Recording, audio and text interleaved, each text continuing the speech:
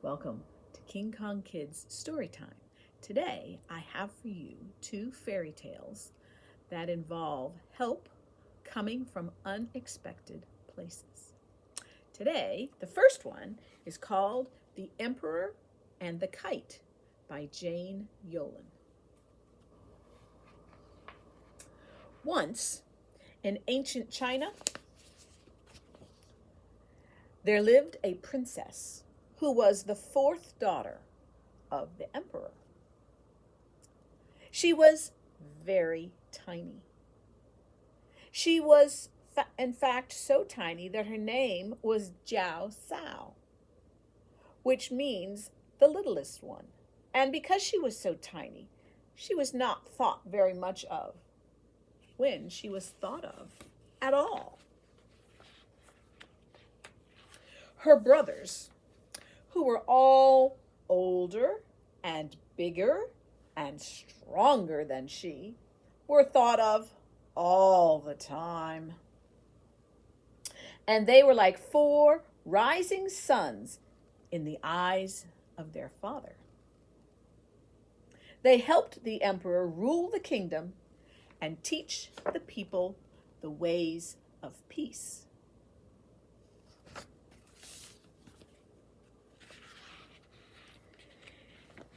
Even her three sisters were all bigger and stronger than she. They were like three midnight moons in the eyes of their father. They were the ones who brought food to his table. But Jiao Sao was like a tiny star in the emperor's sight. She was not even allowed to bring a grain of rice to the meal. So little was she thought of. In fact, she was so insignificant, the emperor often forgot that he had a fourth daughter at all. And so Jiao Sao ate by herself, and she talked to herself.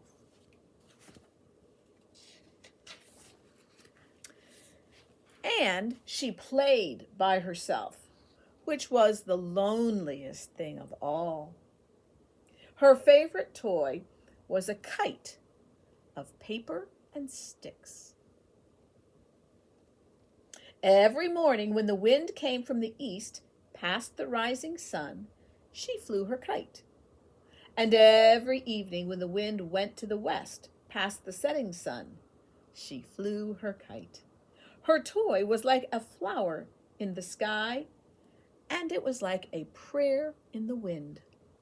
In fact, a monk who passed by the palace daily made up a poem about her kite. My kite sails upward, mounting to the high heavens. My soul goes on wings. But then he was a monk and given to such thoughts. As for Princess Jiao Sao, she thanked him each day for his prayer. Then she went back to flying her kite. But all was not peaceful in the kingdom, just as the wind is not always peaceful. For the wind can trouble the waters of a still pond, and there were evil men plotting against the emperor. They crept up on him one day when he was alone, when his four sons were away ruling in the furthermost parts of the kingdom, and his three daughters were down in the garden. And only Princess Jiao Sao, so tiny she seemed part of the corner where she sat, saw what happened. The evil men took the emperor to a tower in the middle of a wide, treeless plain. The tower had only a single window with an iron bar across the center. The plotters sealed the door with bricks and mortar once the emperor was inside. Then they rode back to the palace and declared the emperor was dead. When his sons and daughters heard this, they all fled to a neighboring kingdom where they spent their time sobbing and sighing. But they did nothing else all day long.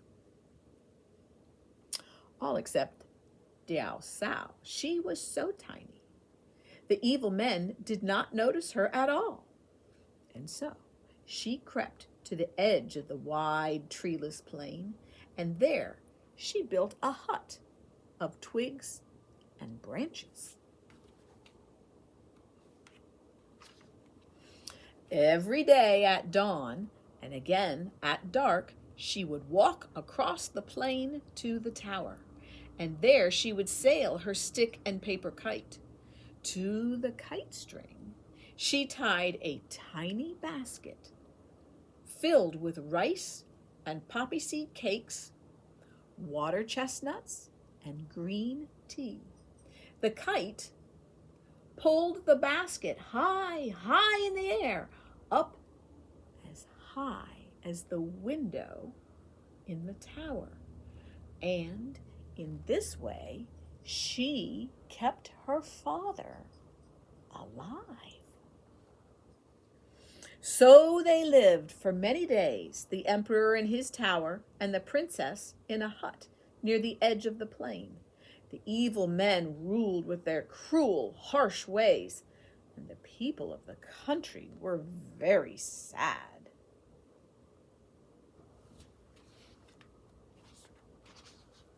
One day, as the princess prepared a basket of food for her father, the old monk passed by her hut. She smiled at him, but he seemed not to see her. Yet as he passed, he repeated his prayer in a loud voice. He said, "My kite sails upward, mounting to the high heavens. My emperor goes on wings." The princess started to thank him, but then she stopped. Something was different. The words were not quite right. "Stop!" she called to the monk, but he'd already passed by. He was a monk, after all, and did not take part in the things of this world. And then Jiao Sao understood. The monk was telling her something important, and she understood. Each day after that, when she was not bringing food to her father, Jiao Sao was busy. She twined a string of grass and vines and wove in strands of her own long black hair. When her rope was as thick as her waist and as high as the tower, she was ready. She attached the rope to the string of the stick and paper kite and made her way across the treeless plain. When she reached the tower, she called to her father, but her voice was as tiny as she, and her words were lost in the wind.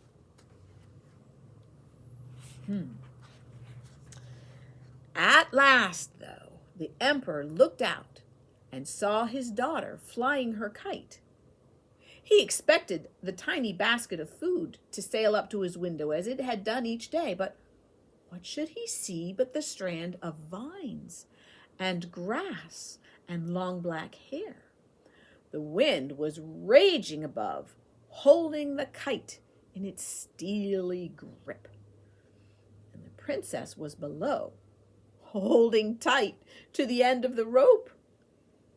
Although the emperor had never really understood the worth of his tiniest daughter before, he did now, and he promised himself that if her plan worked, she would never again want for anything, though all she had ever wanted was love. Then he leaned farther out of the tower window and grasped the heavy strand. He brought it into his tower room and loosened the string of the kite. He set the kite free, saying, "Go to thy home in the sky, great kite." And the kite flew off towards the heavens.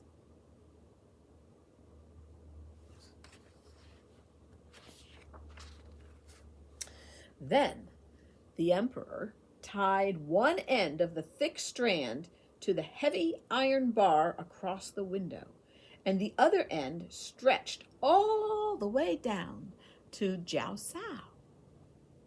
His tiny hands.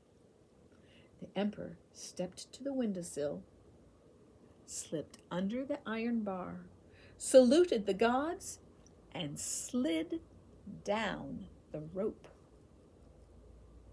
His robes billowed out around him like the wings of a bright kite.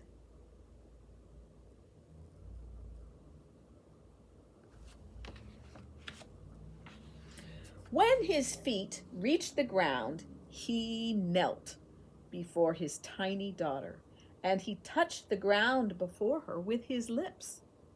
Then he rose and embraced her, and she almost disappeared in his arms.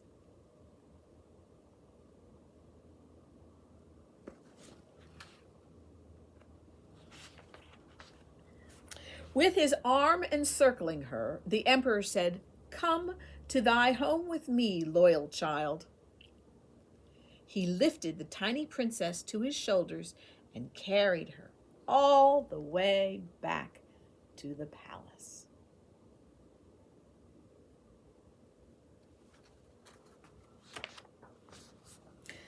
At the palace, the emperor was greeted by wild and cheering crowds. The people were tired of the evil men, but they had been afraid to act. With the emperor once again to guide them, they threw the plotters into prison.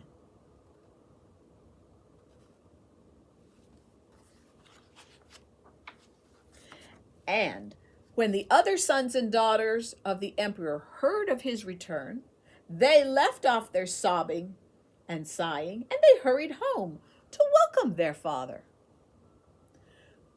But when they arrived, they were surprised to find Jiao Sao on a tiny throne by their father's side. To the end of his day, the emperor ruled with Princess Jiao Sao close by. She never wanted for anything, especially love.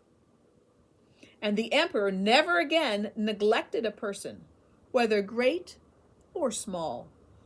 And, too, it is said that Jiao Sao ruled after him, as gentle as the wind, and in her loyalty, as unyielding.